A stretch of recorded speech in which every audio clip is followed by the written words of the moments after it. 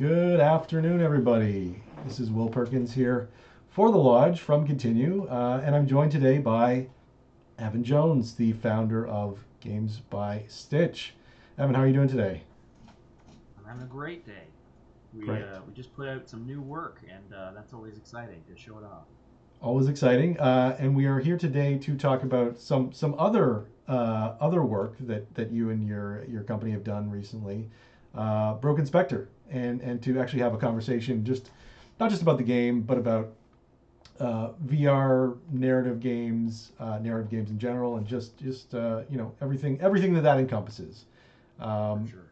so I'm just gonna hit play here on the recent teaser trailer that your team released for Broken Spectre. But before I do, I just want to have a little bit of full disclosure. Continue. My agency is actually working with Games by Stitch in supporting them in various marketing things, and we actually were involved in this teaser trailer. So just for transparency's sake, I just want to say that.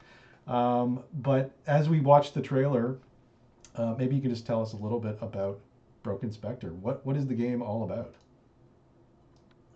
Well, so Broken Spectre is a game set in the Rocky Mountains in Canada, where suddenly we get a phone call from our father who's been missing for 25 years. And the strange thing is that he doesn't seem to acknowledge how long he's been away and just wants you to come back and get him. And while you're climbing this mountain, you follow in his footsteps and find that the world gets stranger and stranger, and he has less touch with reality. And you learn a lot of dark secrets along the way as you climb to the peak. And what type of game is it for those who aren't familiar with it? So it's very first and foremost a narrative game. It's essential that this is one of those games that you're going to experience for the story first. It has some mild puzzle play in it to get through, like an adventure game would, but really the theme of it is in cosmic horror. Some people call that Lovecraftian horror, but it's a particular kind of horror that really is you know it has disturbing thoughts more than just jump scares all the time. And we're seeing in the trailer here, there's some hand tracking elements. Was Broken Spectre always intended to be a VR game, a VR experience? From the very beginning, it was intended to be VR and also hand tracking, and so everything in the whole game is designed to be about maximizing your immersion. We want things to be effortless in the play, but just feel real. And the reason is because some of the horror elements are about having your hands right there in front of you. There are moments that we actually, cut your hands or do things to your hands, and we get that amazing feeling in VR because we forget that we're not there. It's like we teleport ourselves to Cold Blood Mountain, and our hands come with us. So there is no barrier to entry. You just start grabbing at the things that you want to. To me, Broken Spectre seems pretty unique when you look at just a lot of the VR games that are out there, whether they're for PSVR 2 or Steam or in this case the MetaQuest.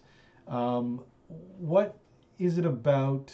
Uh, have you seen previous examples of this kind of experience, this kind of deep narrative experience for any Sure. type of VR game? So yeah, I mean, there are definitely some examples. I would say, like, when in earlier iterations of virtual reality, the problem was is that it wasn't comfortable to be inside VR for a certain amount of time, and so games were naturally sort of built to be like 15-minute experiences. And so the earliest stuff, roller coaster simulators, Beat Saber in the early days were really revolutionizing VR. But we've seen the technology become more and more comfortable. The frame rates are going up. All of those things are really enhancing the comfort level, and it opens the door to much longer experiences. Our previous game, Flow Weaver, is almost 2 hours in gameplay, and it's really meant to be in one sitting. And then we have extended to make this game, 2 to 3 hours in one story in VR. And ultimately, we want you not to leave VR. We want you to play it in one sitting if possible. Now we've got save points all the way along. It's all got the normal parts. But when I think about other games like this, a game that is more puzzle, less narrative would be a game like The Room VR, which was a huge inspiration. A game that probably hits the notes really well is the Red Matter franchise. both one and two, just does an incredible job of exploring a strange space. In their case, it's actual space, but it's really about exploring, learning by doing, and discovering sort of dark secrets and the occasional jump scare. And so I think that would be really a great indicator of the kind of game that we're creating out there. Now, you talk about sort of cosmic horror versus jump scares. Do you want to just sort of get into that a little bit? Talk about Sure. why cosmic horror is maybe harder to pull off in a game like this? So one of the most amazing things about virtual reality, uh, so how do I say it, is that one of the worst and best things is that people can look anywhere. You can look anywhere you want in VR, and if you're trying to get somebody to look in a certain direction, it can be tough. But the best part about VR for horror is that you always know which way they're facing, and so you can do things in horror that happen behind the player, no matter which direction they're facing, which is a dirty trick, but is a great trick of VR. There are lots and lots of horror games that implement things like that, do things outside of your field of vision, and a lot of the horror games have, monsters chasing after you, zombies coming out of the floor. It's really about just being frantically beating off enemies or something and like fighting your way through something. There's an immersive quality to that kind of like that type of horror, that kind of constant barrage of scary things. We don't go in that direction. The cosmic element to the horror for us is not that it's in outer space, it's that it's playing with ideas of the edge of our knowledge. And so we are trying to really scare you with the thoughts behind the different things. We have disturbing moments that come up, but the questions that you're supposed to be asking yourself as you're playing along is what makes it distinct from a type of horror where I'm like, you know, the house is haunted, ghosts are bad, I've got to run away from them, and like those kinds of games are awesome, but they're not this style. This style is about sort of the slow tension building up over time so that when it does release, it's got a really horrifying aspect that's more than just shock. It's also the question of like, wow, that is not where I thought this was going to go. You talked about some of the challenges of developing a game for VR, getting people to look where you want them to look, make sure that their hands are where you want them to be. You've made a few games in VR now that the Games by Stitch has. Yep. Tell me about some of just the brick and mortar challenges, hurdles that came up in the development of Broken Spectre or maybe Flowweaver as well that you would not have to deal with at all in a more traditional type of game. I like to say that the biggest problem with virtual reality is how literate players are with reality itself. Is that because the players have such mastery over the world around them, they expect that level of mastery inside VR. When you're playing with a game console and you have, four buttons and a D-pad or something like that, you end up understanding that I have four verbs in this game. I can jump, I can shoot, I could squat. These sorts of things are correlated to buttons. But in VR, people can literally squat or jump or like aim towards something or swat at it. And the example that I give when I'm describing our last game, in our last game, Flow Weaver, we have a wine bottle, and the wine bottle is set every time that you leave the room. It comes back, and so you can grab this wine bottle. But think of all the things that you can do with a wine bottle that players could try. So the very first thing that they usually try is they try to drink out of it, and they want to see if the liquid's in there. Half-Life Alyx, an early VR game, did an awesome project of like making the wine bottle look like it had liquid in. But then what happens when you dump it out? Are you emptying it out onto the floor? Where's the wine? And then not only that, they also smash it on the table. They want it to break. They want to use the broken bottle to stab into things. They want to like cut their own hands with the broken bottle. They like the limit is endless. They're experimenting nonstop, and it just becomes a question of like, well, even what can you put a wine bottle on? If anyone has been making games, they know that there's physics and colliders and all of these extra things that get manually assigned to everything in the game. And so when you talk about, well, I want the wine to spill on the floor, that is like days of programming to be able to do that. This wine bottle was meant to be a gift to the fairies in the fairy world, and meanwhile we have players just doing 12 different things with this wine bottle, trying to like understand what the limitations are from it, and being disappointed when it doesn't really reflect the reality that they know. So that's a challenge, is that you have to start the game by really teaching people the boundaries of what is possible inside this game, and you set that up as early as you can to say these are the verbs that you have, and please don't go outside these guardrails. Even if you are going to jump up and down, we're just not going to make that work for your character. But people can clip through walls and things, like we can't always control where their body is going. The emphasis on that is with hand tracking, is that with Broken Spectre there is so much variation. We have, for instance, one activity where you have to stick your thumb out like this, because we want to be able to rotate around. And so we have this thumb, and you can go like this or like this, and you can rotate the viewfinder so that you can move without spinning around in circles. And so we thought, hey, this kind of feels like a joystick. That really makes sense to us. But you would not believe how many ways people can change their hand position. For instance, this doesn't work. This doesn't work at all because you're not using it properly. This doesn't work if you start doing it this way. It has to be a specific way. And so there's just constant troubleshooting that we work with in virtual reality, because we're guessing all the time at what the player really intends. When they press a button, there is a binary signal that comes through to the game engine to say we know exactly what they're doing. But in virtual reality, there is sort of a possibility space where you say, okay, I think they grabbed that. Now, does it appear in their hand? And if so, how does their hand wrap around the object? And does it match what their hand is actually doing right now?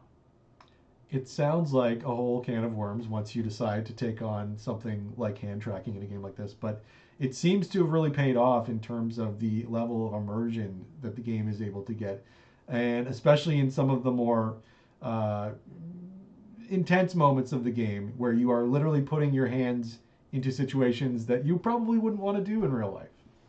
Oh yeah, yeah. I mean, the part you get these discoveries when you're making a game. You come up with an idea, and then you realize, oh, this idea is way more important than we thought. Which was that it was very important that we explain to players that they were going to do something terrible before they did it, because you need the anticipation of dreading what you are about to do. And so the example that we have is that there is a ritual you have to complete with a snake, and there is a snake inside a box, and you have to get its venom.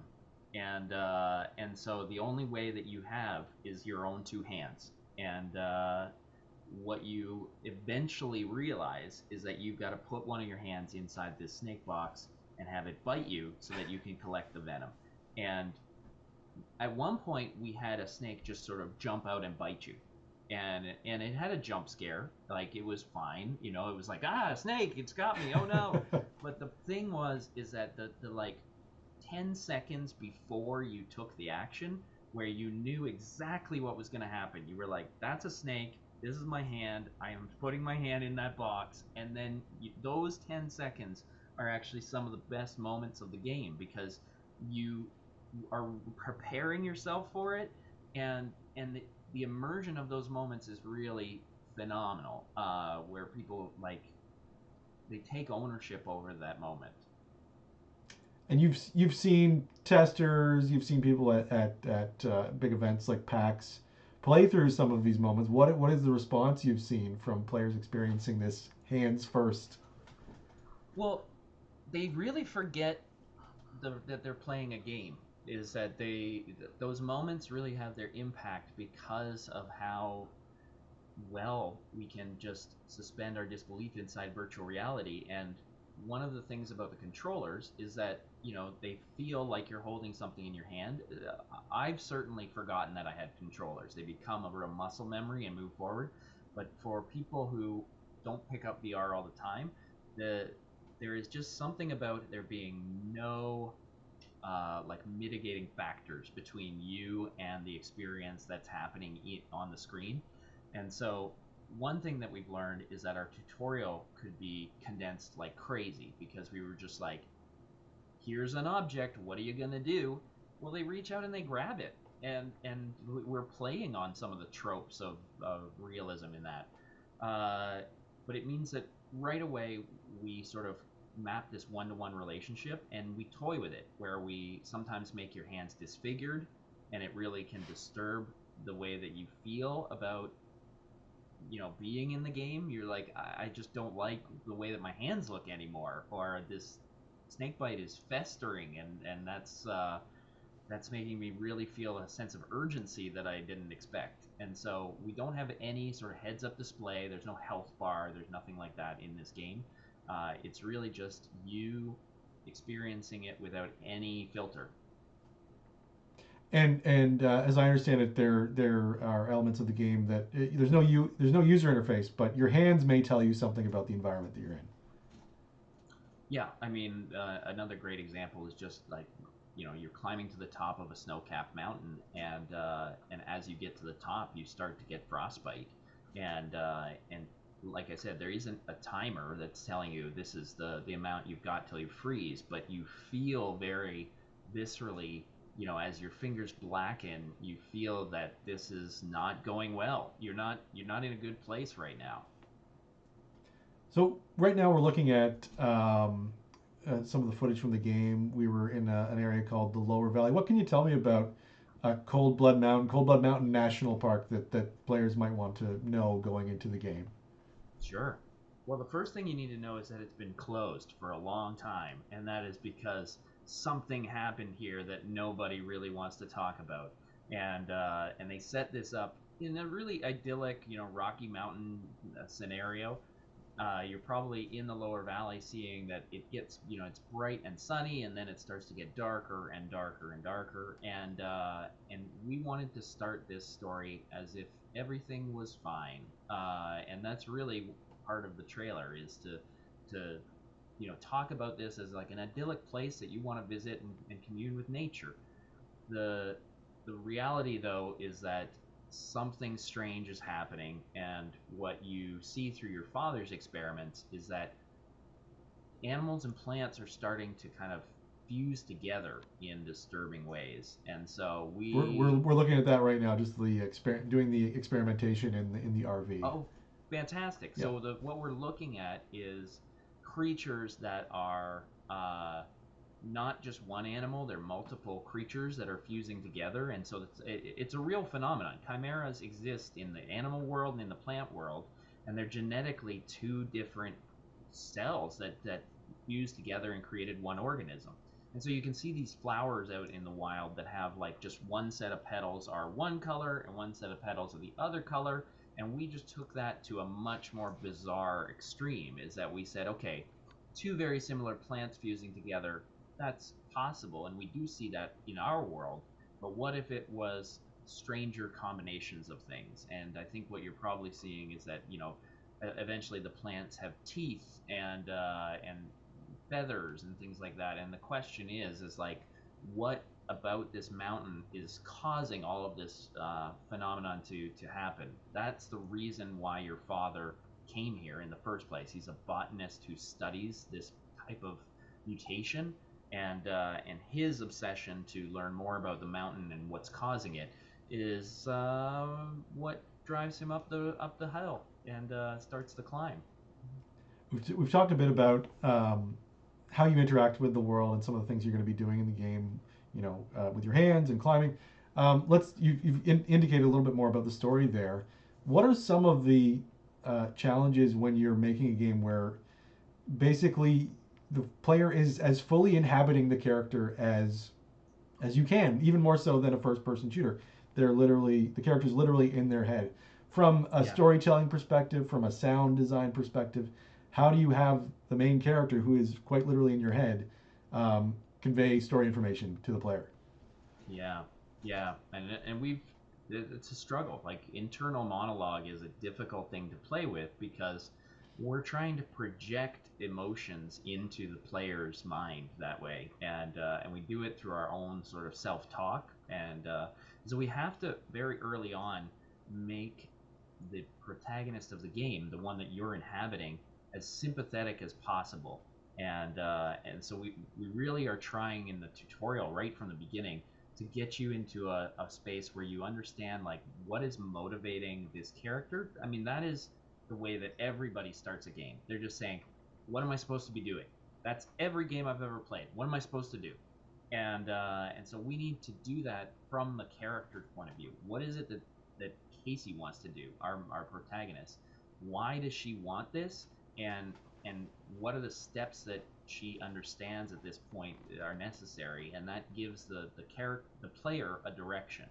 Um, it's challenging. I mean, you do a lot of it through music. Our incredible partners at Level Curve have been doing an amazing job scoring this and adding sound effects to every moment because we don't have things like haptics that we can pull on to enforce things. We have to have the sound telling part of the story, but it's also an incredible amount of voiceover. And so one thing that we came along, we at one point we're going to build cutscenes, and I have a very early build where you come along and you sort of encounter something and everything freezes and you sort of like watch a little shadow play happen around you.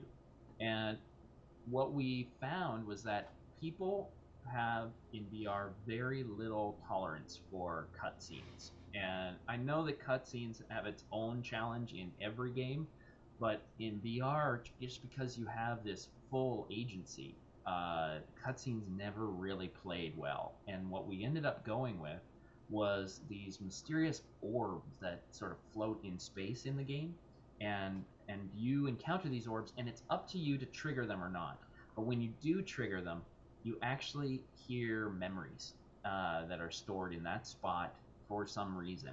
And by triggering those memories, you learn more about the story. So really, we're alone for almost all the story, and we learn the game through the memories that we encounter, memories from our former selves and our father and others, and we also like hear the self-talk that goes on about trying to reconcile what's happening. When something completely bizarre happens, the player themselves are trying to interpret what it can mean, and so we try to aid them in the right direction by giving them a line that sort of hints towards the darker version of that.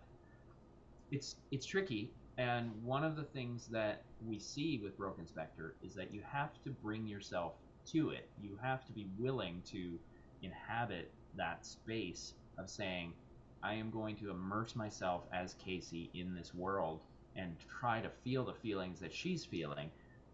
Because if you don't open yourself up to that experience, we see that players that they're just not into it. And story games aren't for everybody, but that's the kind of player that we're hoping to attract. Yeah, playing it, I was struck by the. You talk about that self talk. It's like if you're alone in the woods, in the wilderness, you're going to mutter things to yourself. You're going to say things to yourself. You're going to react to what's going on around you. If you have a nice memory of a place or a bad memory of a place, you may say something. But in the script itself, I mean, tell me about how that evolved of just finding that balance between conveying the information that the player needs to have versus not sounding strange as this is something that the player is uttering to themselves. Right. Yeah. Well, we had an incredible narrative designer who worked with us. Heather Jackson guided us through a lot of that, and there were many times actually that we needed more dialogue, and it was because more voiceover. It was because there were moments where we were just assuming the players would understand what was going on, and there are some moments where it just, how could you possibly guess that that was the way to solve this? And so that kind of self-talk can come in almost as a hint system, but uh, you know, what we were trying to do was tell a pretty complicated story without any other visible characters, and that became a challenge of like what story beats are essential. So I mean, the process that we went through with Heather and so many other on our narrative team, it was a real collaborative experience. And our producer Sonia brought just an incredible wealth of actually like knowledge of hiking and climbing and being in that actual environment. Every vacation she took during this time was to areas very much like this. So, you know, there was a realism that she helped bring to this project. The the the balancing act I think that we were trying to do was how can we say as much as possible in the fewest words. And what I hope people will do is maybe play this more than once. And the reason is because there are lines that the first one or two times around you're like, well, that was random. And then you sort of see how they are connecting a pathway together to tell a couple of parallel stories at the same time. So I hope that the experience is one where people really enjoy like hearing these voices and learning their story and like driving the story forward.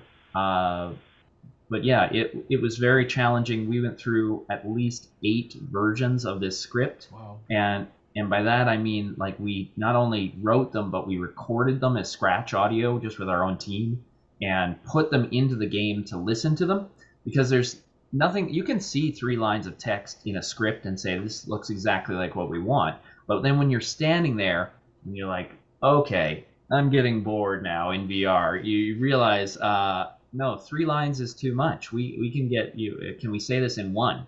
And so that was the goal that we set for ourselves. So you've talked about how this game rewards players who want that deep narrative experience, rewards players who, are paying close attention, and rewards players who maybe want to play the experience over and over again. Who are these players? Who is this game for? If there's any sort of touchstone or maybe a movie or a piece of literature or another game Right. that is like Broken Spectre that you can sort of point to that might appeal to these Mm-hmm. players.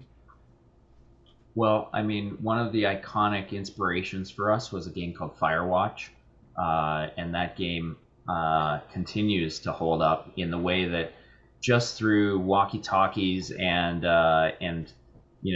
atmospheric or environmental storytelling, it was able to like create emotions that I think people were shocked at the level of just the different ways that you could feel in one game at one time. And then we also had our own film club throughout the entire making of this project, and we watched a lot of cosmic horror classics. Although we probably don't have the same makeup artist as John Carpenter's The Thing, we really love the slow build that story had, where you knew something was bad for a long time before you saw anything happen, and it was always around the corner, some threat there, and so those were kind of touchstones for us as like creators to be trying for. But yeah, I think those would be great. I mean, I could list dozens of them. We watched so many things. We played so many games. Um, yeah, just so that you can have a common language of like, I want it to feel like this moment. And speaking of, I just sort of some of the I, horror. I just remember. Sorry. I actually remember. I'm sorry to interrupt you, No, Will, go but ahead. there was one. I remember we literally had to pull up a scene from Indiana Jones films and say like, "This is what we're talking about. This moment right here in the film. We want that to be the experience." Yeah. Amazing, amazing. Um, Speaking just to the game's horror bona fides, you actually worked with Mike Manello, one of the executive producers of the Blair Witch Project, sort of the iconic, found footage horror movie that started it all, pretty much. What did Yeah. Mike bring to the project, and just in terms of the the feel that you needed to get in the game?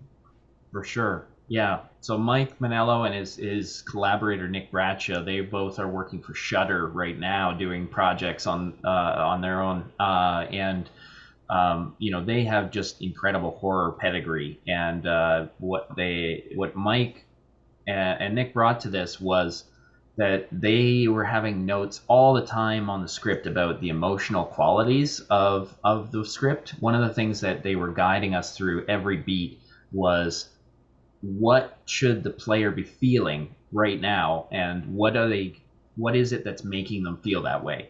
And so we actually wrote out our script in a kind of parallel stream. It was like beats that occur, like plot points that happen. What actions do you make? And then along the side, it was what is the escalation of feelings that are going on here. And I mean, Blair Witch Project is an incredible project that toys with your emotions. Like it has again that feeling of like you're winding a clock here. Is that you something bad's going to happen. You keep getting warned about it, and then it happens finally. And so building up that tension was something that they were really incredible at helping us with. And Mike, I'd say we went through 8 iterations of the script. It was because Mike had notes on every one of those 8, and it got us to a really tight experience as a result.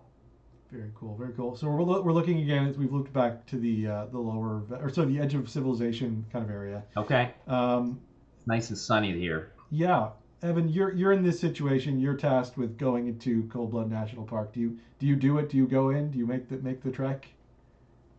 I I think I do, and the reason is because I can't not know the answer. That that for me is the thing that I have had to admit to myself is that I'm playing the game because I want to know what's going to happen, even though I know it's not going to be good. I know I will have a better time not going. And our protagonist is the exact same, is that she knows full well that she has traumatic memories from this experience. Her father's disappearance happened when she was about 10 years old. And one day he just walked off and never came back. And this child was left on Cold Blood Mountain eating packages of cereal in this RV until somebody finally like came by to rescue her. So, there is a ton of dark history that she carries, even just in her own story. And so there's nothing about this mountain that is meant to be a pleasant hike. Even though we set it up to be a beautiful setting, that's going to be a great reunion. Um, the problem though is that Casey's like most of her therapy following that has always been about like this abandonment from her father. And so the worst possible thing that happens is that right when she has her own 10-year-old child, she gets this phone call that is like an itch that you have to scratch. This phone call out of the blue 25 years later that says, I'm so sorry, I just need to see you. And she can't not go. She has to go, and no matter what is going to happen, she needs this reconciliation. And you talk about the character's sort of trauma with her father and the abandonment. Who is she at the start of the game? You mentioned she's a mother. Who is the Casey entering Cold Blood Mountain National Park? I mean, she has always grown up around nature, right? She's this like tomboy kid that like has been as a child like just camping with her dad out in the middle of the wilderness. I think that she continues to keep that habit. And like when it comes to rock climbing, she's like very strong in it. We give her all of these tools. Eventually she shows that she can deal with like cold temperatures and stuff. She has all of those skills with her, but she honestly, we wanted to keep a bit of it back in terms of defining Casey too much because we wanted you to feel what she feels. We wanted you to be Casey, and so we didn't want to tell too much of her story for want of just putting you in her shoes. Fair, fair. That's fair enough. Just a question from the chat here. Is there a non VR version of Broken Spectre, or is this does it sort of go without question that this had to be in this medium?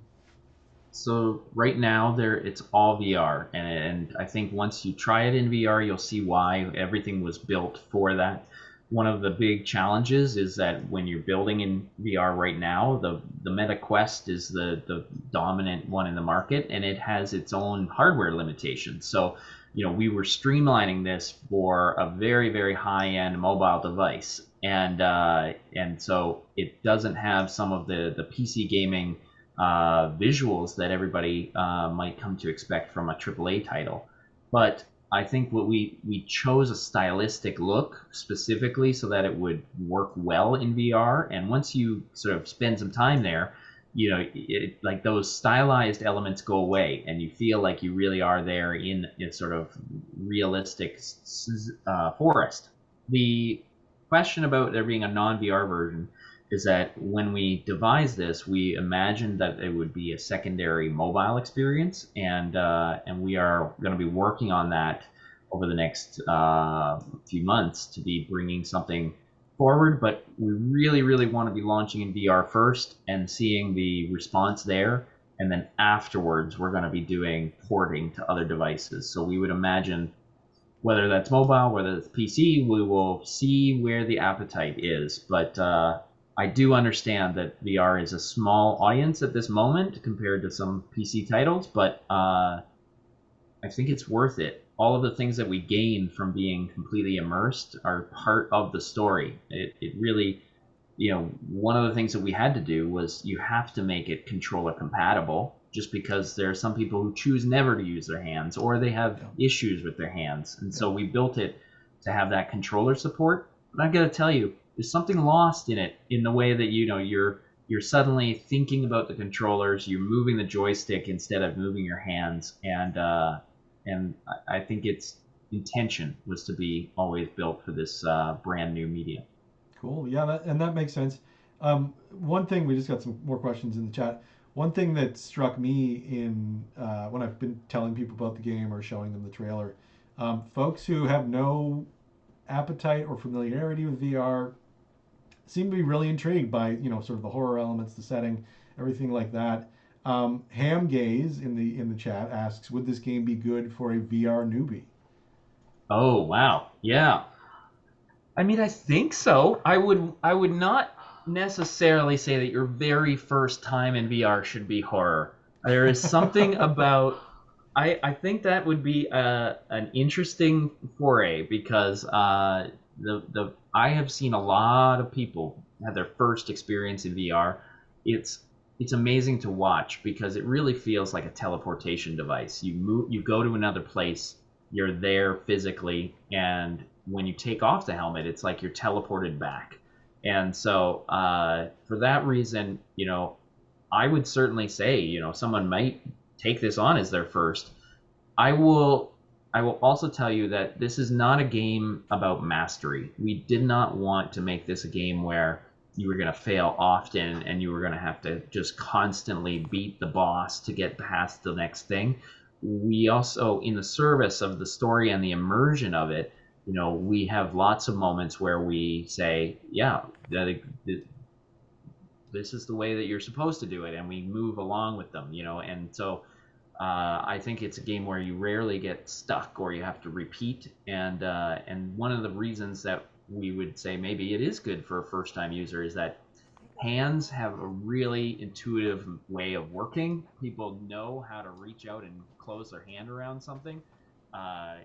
Even just climbing the mountain, you grab onto the mountain and you pull down, and you lift yourself up. So there are parts of it that are specifically built so that they will be effortless, because we want you to stay engaged with the story. So for that reason, I'd say it's awesome for first-time users. I would just say that if your first time is always to be like in a strange space that gets darker and darker, that might be a different experience in VR than you were expecting. Well, it's interesting because, like you say, it is very accessible by virtue of the hand tracking, but also very intense on the other hand. So it's an interesting balance. Hamgay says this makes me want to get an Oculus headset. Love horror, but never played VR. Well, I think that's what you want to be hearing, Evan. That's exactly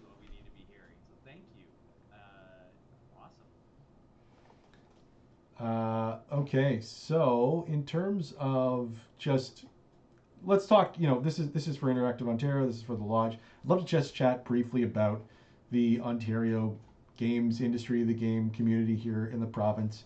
Why is this the right place for Games by Stitch to be making games? Why do you like making games in Ontario? Yeah, so I mean, first, I would be remiss if I didn't mention that this game has been supported by an Ontario organization called Ontario Creates, and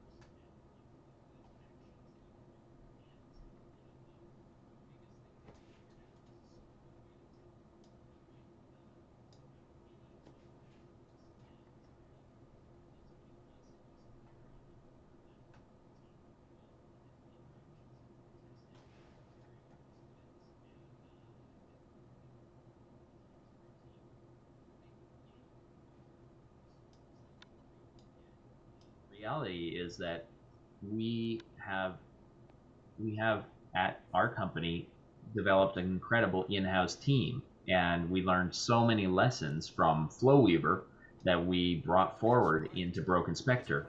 One of the things that we set ourselves as a challenge was we said, can we make Broken Spectre 10 times bigger than Flowweaver in terms of space?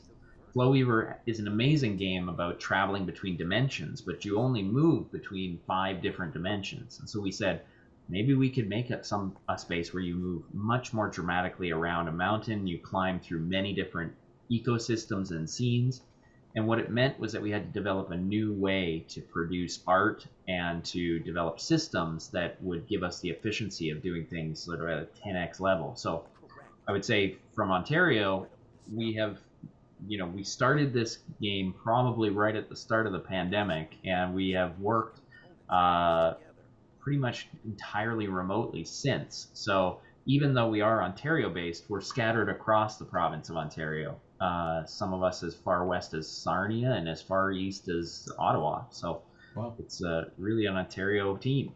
Evan, just hearing from the chat that your audio dropped out for the first part of your answer there. Would you just be able to talk again about just sort of how the game was Oh no, supported by sure, some of the local funding bodies and other yeah. organizations?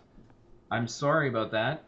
What I think I probably said was that this game would not have been possible without an Ontario organization called Ontario Creates. Their interactive digital media fund was a huge reason why this project happened ever. And the other part was the Canada Media Fund. They have an experimental stream, and the hand tracking at the time was extremely experimental and continues to be pretty groundbreaking right now. So we had those financial supports, but we also have a great partner with the universities at Ryerson and Ontario Tech.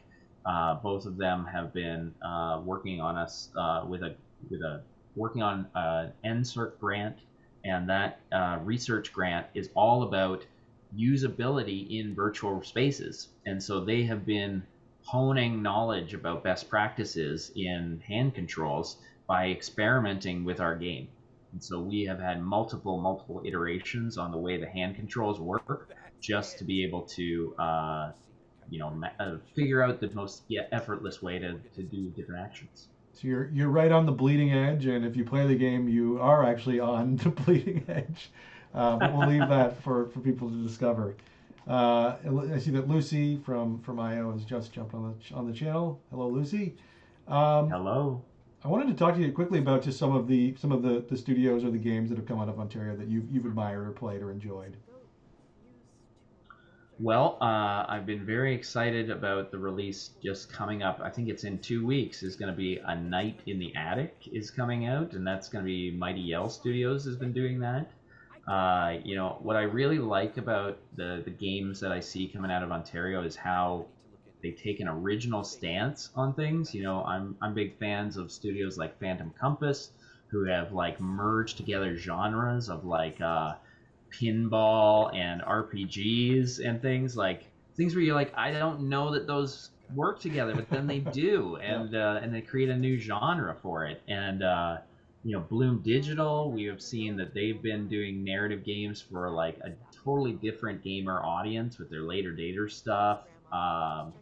Gosh, how can I keep going on? Lots of different studios. I mean, we're always sort of chatting. Thankfully, Interactive Ontario connects us, and we can discuss things about, you know, challenges that we're having with a technical thing, or like I need an intro to so and so organization, and it allows us to really amplify the work we're doing because others have tread there before. Very cool. That's great, Evan. And as far as Games by Stitch goes, obviously we have Broken Spectre, which I believe comes out this summer. The release date to be announced. But what else? What else has your team got going on right now? Lots of different stuff, in fact. I've got a huge board over here that's covered in post-it notes for it. What we're doing in the game space is working for some clients. We're doing some behind-the-scenes production work for other clients, work for hire. We are building simulations right now, simulations for medical practitioners, and so educational work in the nursing and healthcare fields. Um, that has been awesome because we get to work with experts and like make their simulations come to life. We've done them for a few years now, and I mean what we're probably going to be launching at the end of today is that there's going to be a film coming out called Honor Among Thieves, and it has a new surprise going on to their website that is really going to help new players sort of figure out how that game works and why they might want to start playing. That's Dungeons and Dragons. It is indeed. Very cool. The film is a Dungeons and Dragons film, and when it releases tomorrow, there's going to be a new website that's going to come out. That's I shouldn't say more about, but it's going to Fair. be out tomorrow, and I'm really really proud of the work that we did to help new players discover the best parts of Dungeons and Dragons. Very cool. Very cool. And will Games by Stitch continue to explore the VR space in the future? You think? Oh yeah, I mean, so our next project, we're already pitching and talking about our next project. We built a few prototypes, and we build a lot of prototypes because you have to always find out if what you're imagining is gonna really work or not. And so what we have built is a prototype that is asymmetric co-op play, and the idea is that one player is inside VR and the other player is outside VR. And if anybody does own a VR headset, they know this experience where you sort of go in and you go visit Cold Blood Mountain, but everyone around you is sort of saying, well, what's happening and what are they experiencing? And sure, you can cast it to another screen or something and watch through their eyes, but we wanted to create something that people would be playing together, one in VR, one outside VR. And so our next project is still at the very early stages, but the nice thing is that our prototype is a blast. It's completely different from the Broken Spectre vibe, but it is already something that we just love for the way that you know there is nothing like having somebody outside of VR look at a screen and say, "Uh-oh," and the person inside VR basically has a panic attack, and and so those are some moments that we really treasure about this next project, and I can't wait to bring it to life. But it's still in the early stages. Let's focus where Broken Spectre is. We've got a busy summer ahead, and then that'll be the next thing on our roster. Fantastic. Sounds extremely cool, extremely fun. Evan, thank you so much for your time on this Thursday afternoon, and thank you for everybody who joined us today. You can find out more about Broken Spectre at brokenspectre.com, right on screen, right there. You can follow Games by Stitch at Games by Stitch on Twitter and Facebook and Instagram. I'm Will from Continue at We Are Continue on Twitter. And we'll be back again for another stream at some point soon. So do check out Broken Spectre. Do go wishlist it on the Oculus Store if you can. And thanks again, everybody. Thanks, Evan. Well, thanks so much. I had a blast today. Take care, everyone. Thanks.